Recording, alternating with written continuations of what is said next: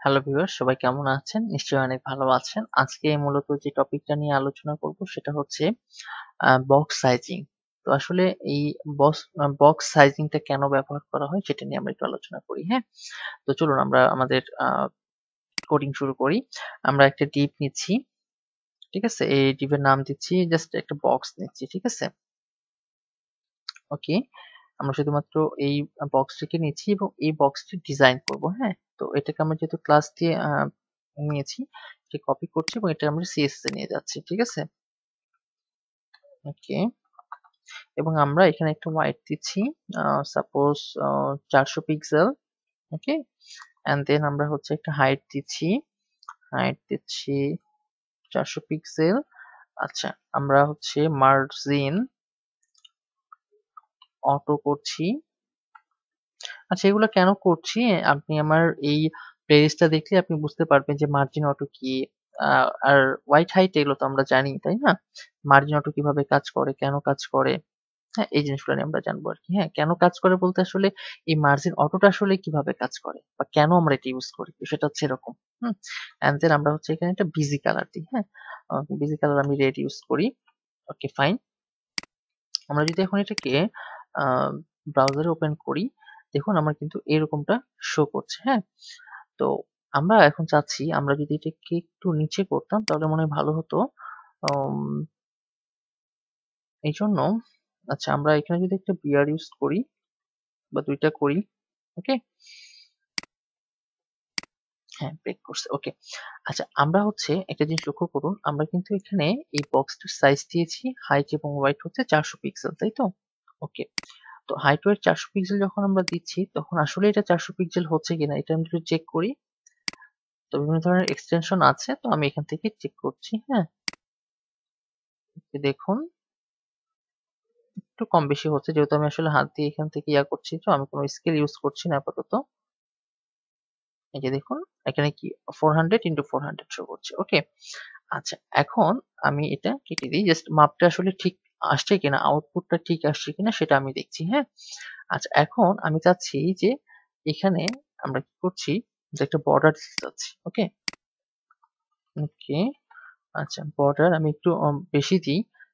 5 pixel solid green, হ্যাঁ?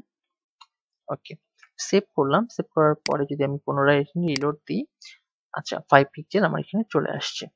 ওকে। এখন এইটাকে যদি আমি এখন হাইট ওয়াইডটা আমরা যদি একটু হিসেব নিকেশ করি, দেখুন এইখান থেকে আচ্ছা আমি একটু এটাকে নিই এইভাবে।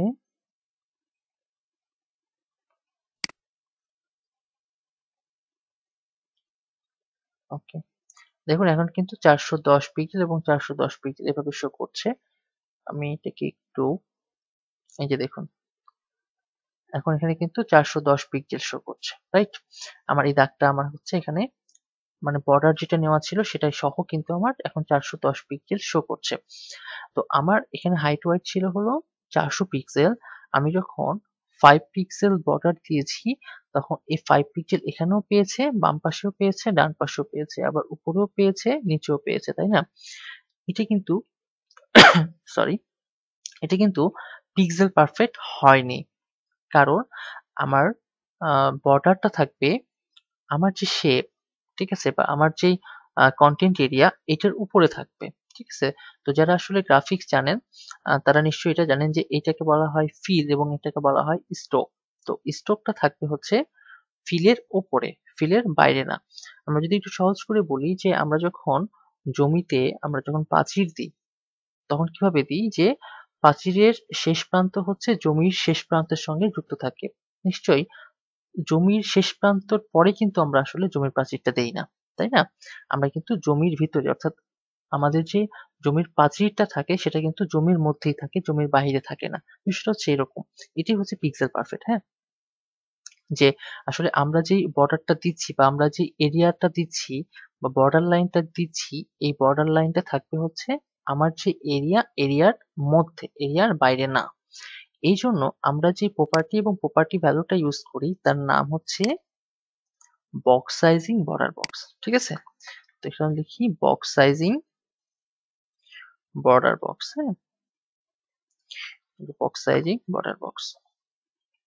আচ্ছা, এরপরে আমরা যদি এখানে রিলোড দিই, দেখুন একটু কিন্তু ছোট হয়ে গেছে, তাই তো? ওকে, একটু যখন ছোট হয়েছে তখন আমরা এটাকে একটু চেক করি।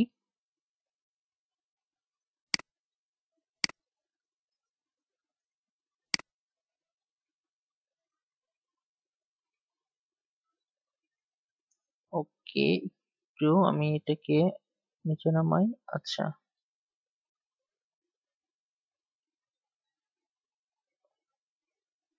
একটু ওয়েট করতে হবে। যেহেতু আমি মাউস দিয়ে আসলে এই মাপজোকটা নিচ্ছি। হ্যাঁ, একটু ওয়েট করি। দেখুন আমার এখনো মাপটা পুরোপুরি হয়নি। ওকে, এই যে দেখুন এখন কিন্তু এটা কি 400 পিক্সেল 400 পিক্সেল আছে, এবং আমার এই যে আমি যে সফটওয়্যারটি ইউজ করছি লাইট শট, এটির বাইরে কিন্তু আর কোনো এরিয়া নেই, ঠিক আছে? তো এটাই মূলত হচ্ছে যে আসলে আমরা বক্স সাইজিং বর্ডার বক্স যেটা করছি আর কি। হ্যাঁ, তো আমরা যদি পিক্সেলটা বাড়িয়ে দিই, সাপোজ আমরা পিক্সেলটা 15 পিক্সেল করলাম। ওকে, আমরা 15 পিক্সেল করলাম যেন আমরা সহজে এটাকে বুঝতে পারি। ওকে, আমরা এটাকে রিলোড দিলাম। দেখুন বর্ডারটা কিন্তু ভিতরে কাজ করছে, বাইরে না, ঠিক আছে?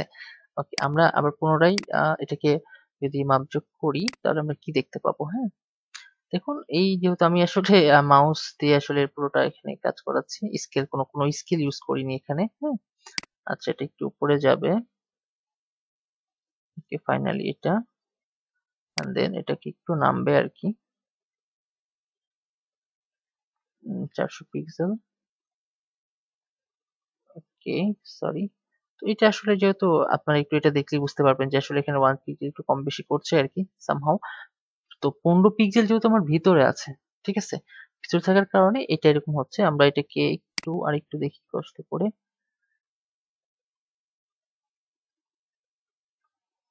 এটা একটু কমবে, যেখানে একটু দাগ আছে, হ্যাঁ? এটাকে একটু কমিয়ে দিই। ওকে, ঠিক আছে? এখন কিন্তু দেখুন 400 পিক্সেল 400 পিক্সেল। ওকে, আমরা কিন্তু এটা দেখলাম। ওকে, এখন আমরা যদি এই যে বক্স সাইজিং বর্ডার বক্স এটাকে যদি আমরা আ অমিট করে দিই বা আমি এখানে ভ্যানিশ করে দিই, তাহলে দেখুন কি হয়। আমরা এটা আউটপুট দেখলেই বুঝতে পারবো। দেখবেন যে এই 15 পিক্সেল 15 পিক্সেল এগুলো কিন্তু বাইরে চলে গেছে। দেখুন আমি রিলোড দেওয়ার সঙ্গে, সঙ্গে এটা বাইরে চলে যাবে। দেখছেন? এই দেখেন এখনো কিন্তু বাইরে চলে গেছে। ওকে, আমরা যদি আবার এটাকে একটু মাপজোক করি, হ্যাঁ?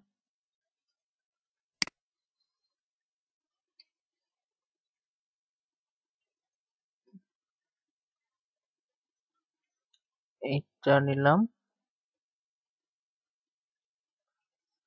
আচ্ছা, এখানে হচ্ছে এই যে এইখানে একটু বাড়বে 1 পিক্সেল মতো, অ্যান্ড দেন উপরে কিন্তু 1 পিক্সেল যাবে। কারণ এটা হচ্ছে বের হয়ে আছে একটু মনে হচ্ছে। ওকে, এই যে এখন কিন্তু এটা হচ্ছে 400 পিক্সেল হোয়াইট, এবং এটার এই যে 15 পিক্সেল এবং 15 পিক্সেল, তাহলে 430 পিক্সেল, ঠিক আছে?